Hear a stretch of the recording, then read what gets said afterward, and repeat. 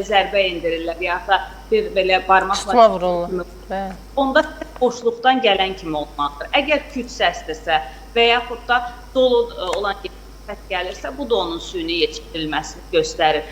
Mütləq şəkildə saplağı quru olmalıdır. Bu da onun təbii mövsümündə yetişdirilməsinin göstəricilərindən biridir. Əslində nə qədər detallar var imiş. Çox təşəkkür edirik. Bəs ümumiyyətlə sizcə hansı meyvə tərəvəzlərin vaxtından əvvəl alınması daha təhlükəlidir?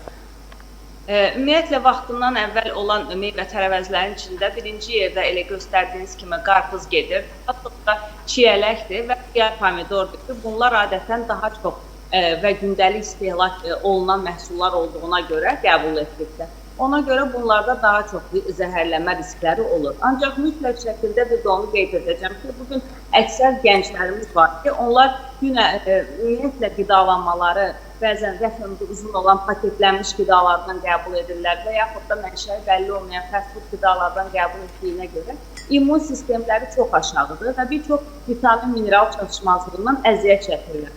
Ona görə onlara ümumiyyətlə mövsümsüz meyvə tərəvəzləri qəbul etməyi tövsiyə etmirəm. Çünki mövsümsüz meyvə tərəvəzlərin qida dəyəri aşağıdır, qoxusu da, dadı da təbiidən demək olar ki, azdır və yox dərəcəsindədir. Və üstəlik də immun sistemi aşağı olduğu halda belə bir qidanı qəbul edirsə, bu zaman onların sağlamlığı onu düzgün şəkildə həzm etməyə bilir və allergik reaksiyalara gətirir. Və uzun müddət mövsümsüz meyvə tərəvəz qəbul edən insanlarda həmin o kimyəvi maddələr, qaraciyər və böyrəkdə yığılır, qalır ki, toksik maddələr. Bu da gələcəkdə daxili orqanların zədələnməsi ilə görülür.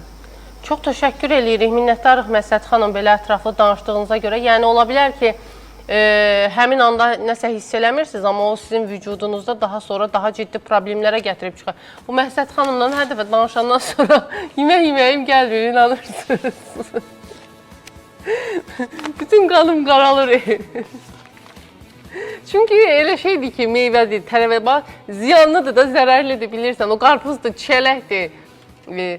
Eşidirmi Məsəd xanım bizi hələ də? Eşidirəm, bəli, eşidirəm. Deyirəm, hər dəfə sizinlə danışandan sonra bütün həyat eşqim ölür o meyvə tərəvəzə. Əksinə bizim elə mövqedə yaşayırıq, coğrafi mövqedə. İlin hər fəslində meyvəmiz, tərəvəzimiz var. Hansının fəsli gəlirsə mövsümü, onu qəbul etsək daha gözəldir. Hal-hazırda əriyin mövsümüdür, vişnənin, albalının mövsümüdür. O qədər gözəldir ki, onlardan qəbul etsinlər, qarpıza qədər gözləyə bilərlər. Təşəkkür edirik. Amma nəfis məsələsi var da, nəfsimizə nə qədər sahib çıxa bilirik, o da önəmlidir. Çox təşəkkür edirik, var olasınız, səhər-səhər suallarımızı cavablandırdınız. Amma qida məsələsi həqiqətən də önəmlidir. Hələ evdə uşaq varsa, yenə də deyirəm, yəni 2 qat, 3 qat diqqətli. Onları qorumaq daha çətindir. Yenə özünü bir təhər sıxıb saxlayırsan da ki, biraz da döz, biraz da döz. Nə qalıb, bir ay sonra vaxtıdır. Alarsan, yiyərsən, doyunca, rayona da gedəcəksən. Amma onu uşaq görsə, vəssalam, bilmirsən nə ilə başına alladasan ki, bu zərərlidən xilas eləyib, başqa zərərli ilə